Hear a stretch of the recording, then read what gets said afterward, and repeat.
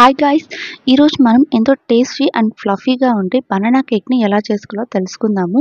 ఇది చేయడం కూడా చాలా ఈజీ అండ్ చాలా సింపుల్ ఇంగ్రీడియెంట్స్‌తో వితౌట్ అవెన్ అండ్ ఎగ్స్ లేకుండా ఈజీగా చేసుకోవచ్చు. సో ఇంకెందుకు లేటు వీడియోలోకి వెళ్దామా అయితే? సో దీనికోసం ముందుగా నేను ఒక పాన్ తీసుకొని దాంట్లో ఆయిల్ వేసుకొని బాగా గ్రీస్ చేసుకోవాలి. చూసారా ఇలా మొత్తం ఎడ్జెస్ అంతా కవర్ అయ్యేలాగా గ్రీస్ చేసుకున్న తర్వాత ఇందులో నేను ఒక టేబుల్ స్పూన్ అంతా మైదా పిండి కూడా వేసుకొని అది మొత్తం కూడా డస్ట్ చేసుకుంటున్నాను. ఇలా డస్ట్ చేసుకొని ఎక్స్ట్రా ఏమైనా ఉంటే రిమూవ్ చేసుకొని పక్కన పెట్టుకోవాలి. ఇప్పుడు డ్రై ఇంగ్రీడియంట్స్ కోసం నేను ఇక్కడ 1.5 కప్పు మైదా పిండి, 1 teaspoon baking powder, half teaspoon baking soda వేసుకొని ఇలా జల్లించి పక్కన పెట్టుకోవాలి. ఇప్పుడు నేను ఇక్కడ 2 మీడియం సైజ్ బనానాలు తీసుకొని సన్నగా స్లైసెస్ కట్ చేసుకొని పేస్ట్ చేసుకోవాలి. ఇక్కడ మీరు పండిన బనానా కాకుండా నార్మల్ బనానా అయినా తీసుకోవచ్చు.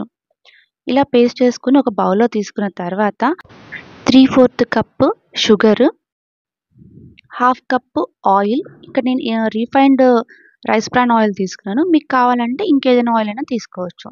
ఇలా బాగా విస్క్ చేసుకొని ఎలా అంటే షుగర్ మొత్తం కూడా డిజాల్వ్ అయిపోవాలన్నమాట.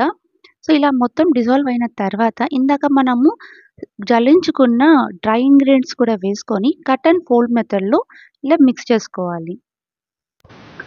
ఇప్పుడు ఇందులో హాఫ్ కప్ వరకు మిల్క్ పోసుకొని మళ్ళా same process cut and fold మెథడ్‌లో మిల్క్ కూడా బాగా కలిసేంత వరకు మిక్స్ చేసుకోవాలి. ఇక్కడ ఓవర్‌గా మిక్స్ చేయకూడదు. ఇప్పుడు మీకు నచ్చినన్ని డ్రై ఫ్రూట్స్ వేసుకోవాలి. ఇక్కడ నేను అన్ని డ్రై ఫ్రూట్స్ కలిపి ఒక పావు కప్పు తీసుకొని మళ్ళా సేమ్ మెథడ్‌లో ఒకసారి మిక్స్ చేసుకొని పక్కన పెట్టుకోవాలి. ఇప్పుడు ఇందులో 1 టీ స్పూన్ వెనిల్లా ఎసెన్స్ కూడా వేసుకొని జస్ట్ ఒకసారి మిక్స్ చేసుకోవాలి. ఆ మిక్స్ చేసుకోవడం కూడా ఎప్పుడు కట్ అండ్ ఫోల్డ్ మెథడ్‌లోనే మిక్స్ చేసుకోవాలి. ఇప్పుడు ఇలా రెడీ అయిన కేక్ బ్యాటర్‌ని ఇందాక మనం ఆల్రెడీ గ్రీస్ చేసి పెట్టుకున్న పాన్‌లో వేసుకొని జస్ట్ ఒక 2-3 టైమ్స్ ట్యాప్ చేసుకోవాలి. ఇప్పుడు మీకు కావాలి అనుకుంటే దీని మీద నట్స్ వేసుకొని గార్నిష్ చేసుకోవచ్చు. ఇక్కడ నేను pumpkin seeds and sunflower seeds add చేసుకొని జస్ట్ గార్నిష్ చేసుకున్నాను.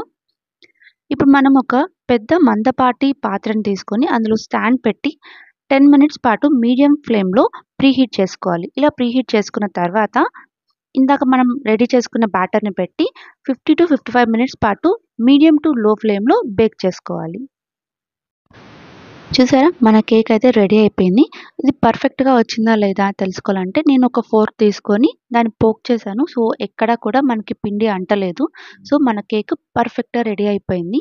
సో ఇప్పుడు డీమౌల్డ్ చేసుకోవడానికి దీన్ని కంప్లీట్‌గా చల్లారిన తర్వాత మాత్రమే ఇలా ఎడ్జెస్ మొత్తం స్క్రాప్ చేసుకొని ప్లేట్‌లో రివర్స్ చేసుకోవాలి. అంతే చాలా కూల్‌గా టేస్టీగా ఉండే బనానా కేక్ రెడీ అయిపోయింది. సో మీరు కూడా ఈ రెసిపీని తప్పకుండా ట్రై చేయండి.